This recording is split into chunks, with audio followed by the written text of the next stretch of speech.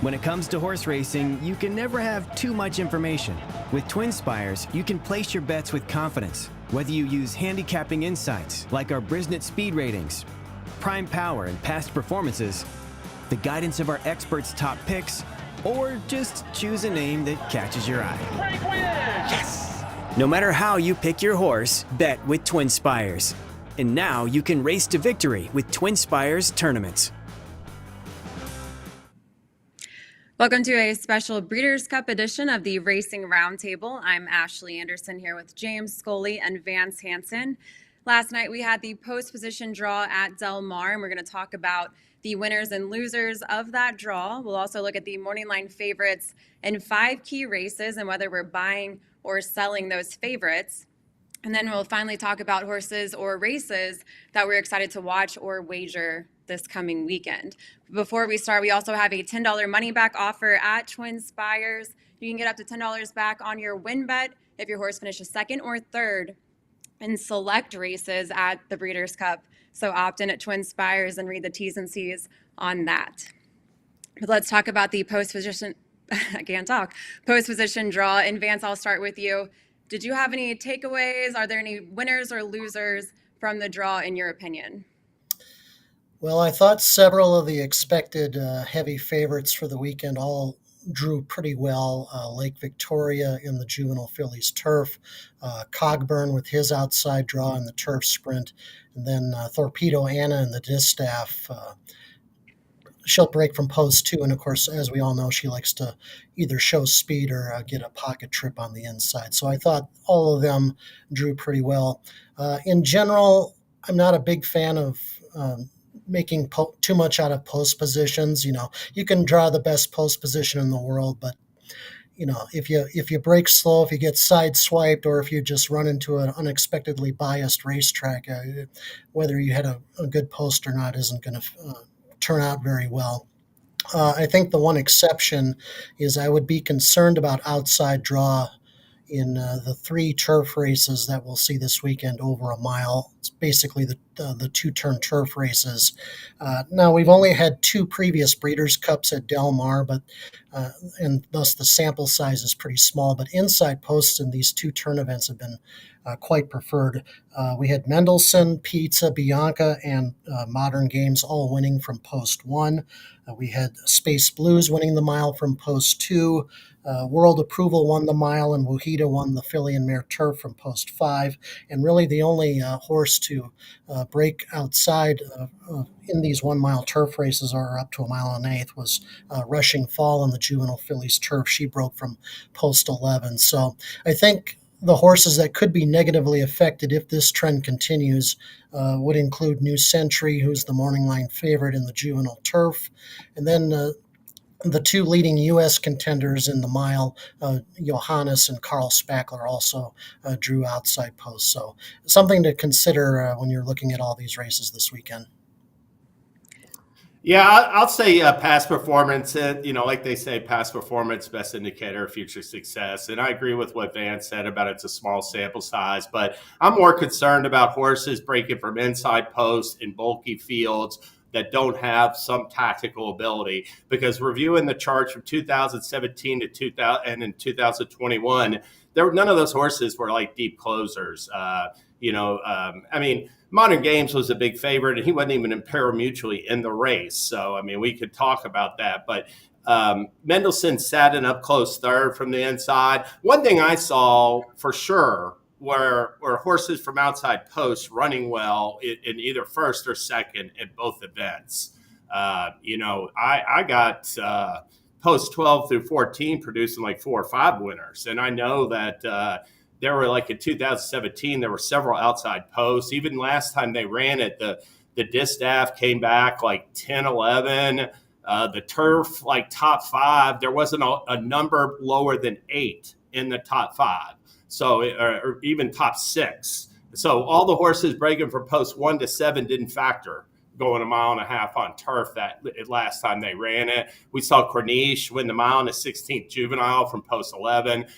To me, Post 14 may not seem ideal for next, but to me, he'll be just fine if he gets the right trip. That's a big concern surrounding him. The two horses I thought got hurt the worst by the post draw, because to me, they don't have the tactical ability, and they're going to get shuffled back, and good luck making your own trip from getting shuffled back.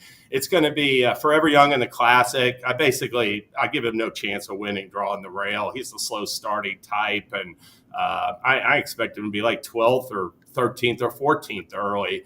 Another one, I'm more than willing, this Ramatouille, the French 3-year-old filly. I would have given her more consideration if she'd drawn outside, but I think she's in trouble from the rail in the Breeders' Cup Mile.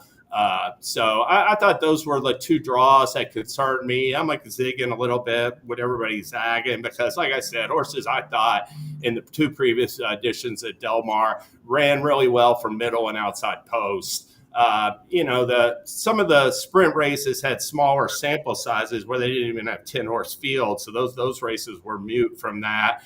That would be more of a concern for me, is the 1-turn races with outside. But as far as the 2-turn races, I'm not too concerned about any of the horses drawn outside. You mentioned Forever Young with the rail, and I looked at the classic, the history. We had to go all the way back to 2004 with Ghost Sapper for a winner that drew the rail post. And then as far as outside posts go, one overwhelming trend I found was in the juvenile fillies turf. We've had 8 winners that drew post 8 or higher that have won in the last, there's only been 16 runnings of this particular race.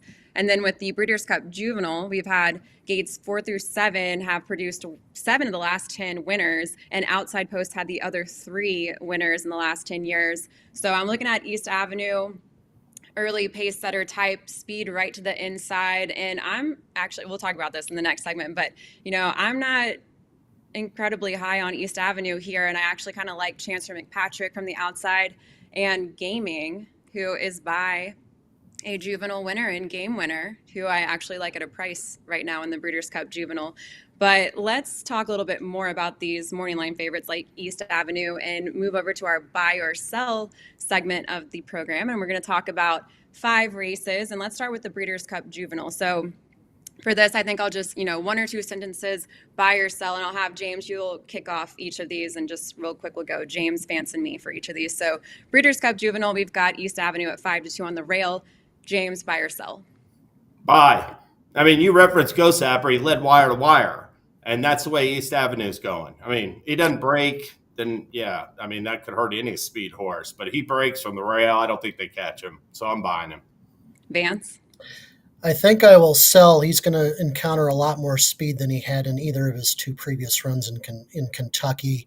He might be good enough to overcome that, but at this price, I'm selling.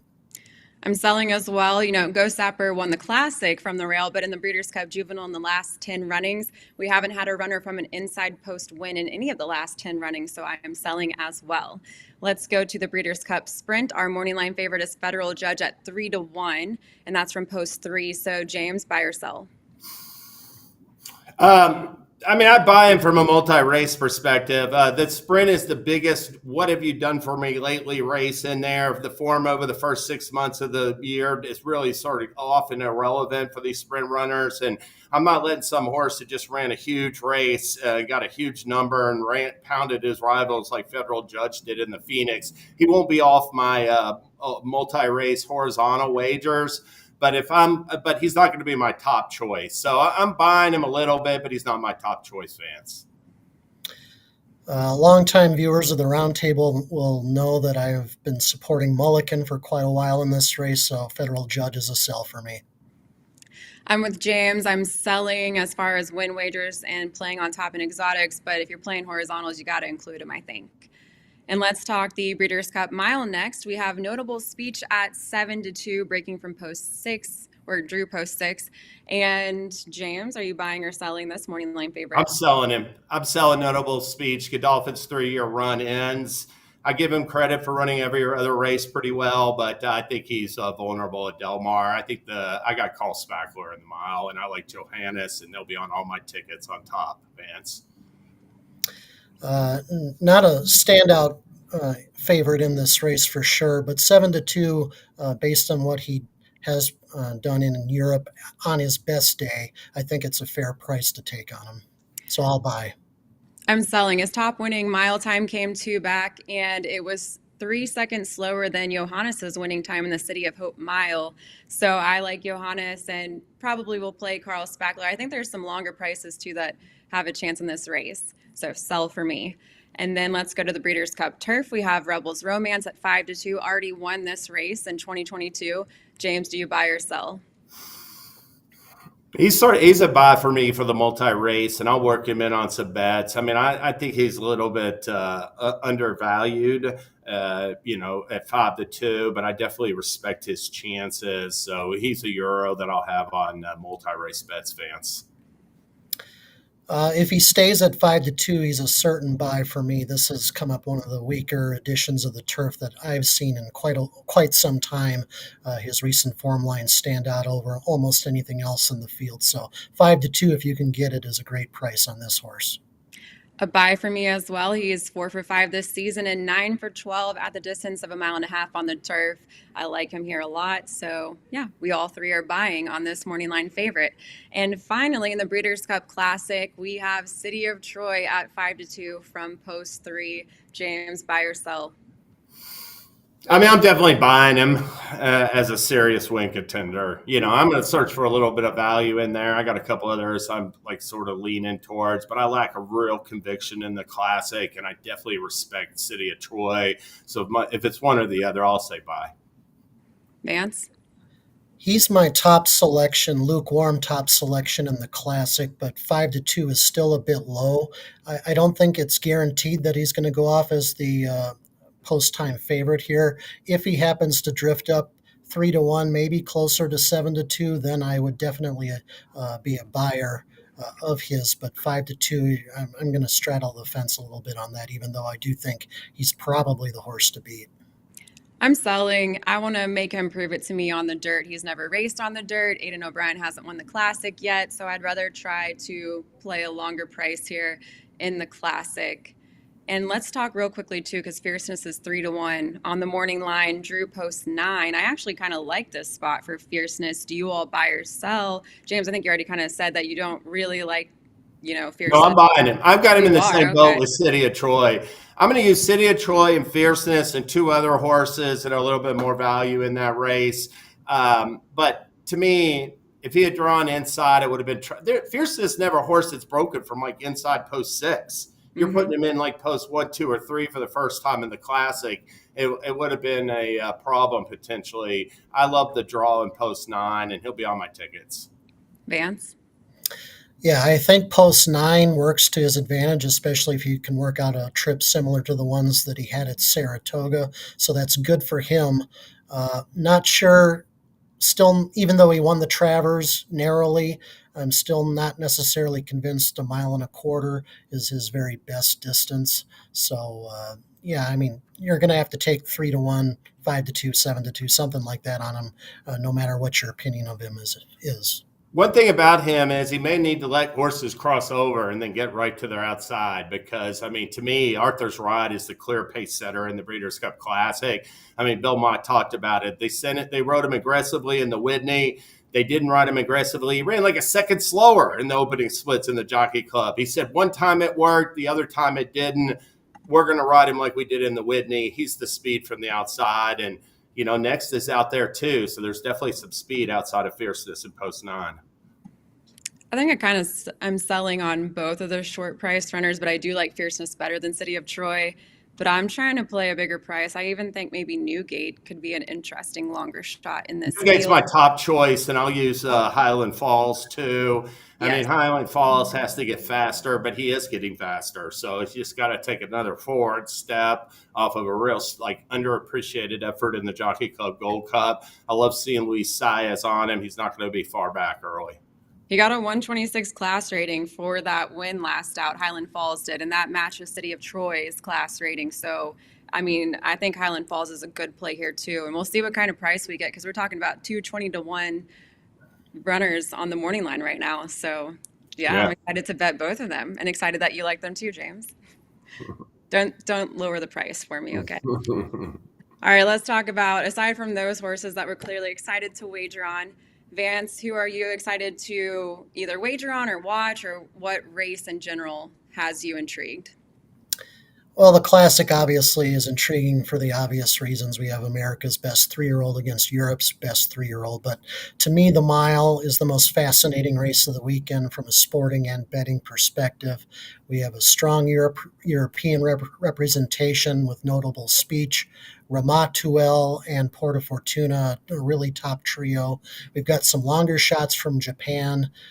And then several quality U.S. performers we've mentioned before: Carl Spackler, Johannes, More Than Looks. So, and it's also, I think it's positive that this field was capped at 12. Not an artificial cap, but that's how many were just actually entered. And rather than a full field of 14, we all hope that that might help reduce the chances of poor trips or hard luck stories. So hopefully we'll get a truly run race and find out who perhaps the world's best miler is on Saturday. James, what about you? To me, this is the most anticipated Breeders' Cup Classic in the last 20 years. I'm absolutely enthralled by this international participation, not only with City of Troy Forever Young, but we even got the Ushba Tesoro and Derma Sadagake in the field. Got 4 international runners. They're all like Group 1 winning type horses, and 2 of them are 2 of the best runners in the world. To me, it's like you got to go back to maybe 2001 when you had Saki and Galileo and some others coming up. Or I don't know if Galileo was in that race, Vance. You might have it, but at least the Saki Tiz now, and a lot of that happened because of the way they finished. But that was a truly international showcase in the stretch of the Classic, and we've got that potential again this year. I'm a little bit intrigued by the sprint. I don't know if it's the deepest group of sprinters ever, but I mean, to me, outside of maybe Nakatomi, all the contenders want the lead. So it's going to be interesting to see how that race shakes up front. And then as far as betting goes, wagering, I'm all in on the mile. I'm going to let the international runners, they're going to take a lot of money. So that's a good place for me to zig when they zag. I got Carl Spackler and Johannes. And if anybody else besides those 2 win, I lose. So that's one race I'm really excited to wager. We also have Aidan O'Brien's son with Porta Fortuna in that race, and he's only 21 years old. He could tie his brother for the record for youngest trainer to win a Breeders' Cup race. A little fun. Yeah, it'd be like if father, son, and son. I mean, it was already unprecedented when Joseph did it. Now it's just adding to it. And I will mention the Breeders' Cup distaff. You know, we had Idiomatic and Adair Manor retire ahead of the Breeders' Cup, and it kind of made the distaff a little bit less exciting. Torpedo Anna could be horse of the year, and 4 to 5 on the morning line. But I'm interested and excited to see what Awesome Result does. This is a filly who is representing Japan, and by Justify, unbeaten from 7 starts, coming off a 5-length win at 1.25 miles in Japan. She won her first 3 career starts racing at the distance of the distaff at 1 1/8 miles. And, Japan got their first win in the distaff at Del Mar in 2021 with Marsh Lorraine, who was a much bigger price than you're going to get on Awesome Result. But I'm excited to see if maybe we get a slight upset of Torpedo Anna in this race. Yeah, I'm glad you brought up Awesome Result because, definitely the Japanese have some good turf runners in there, but they've got 2, to me, serious dirt horses with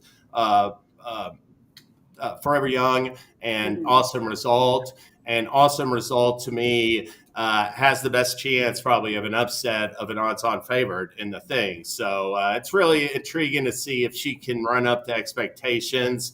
I'm definitely going to have her on all my tickets because I do think she's dangerous.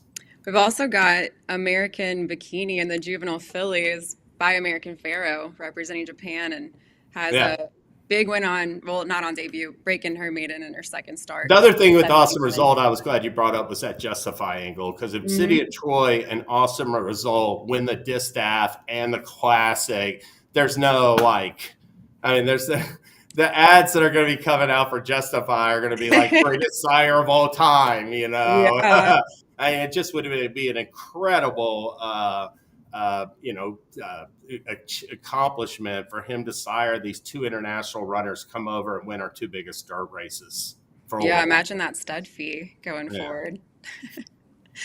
Well, that's all the time we have for the Racing Roundtable. Again, check out that $10 money back offer at twinspires. Again, if your horse finishes second or third in select races at Del Mar this weekend, you get up to $10 back. And we'll be back next Tuesday to recap all of the Breeders' Cup. So best of luck this weekend, and we'll see you next week.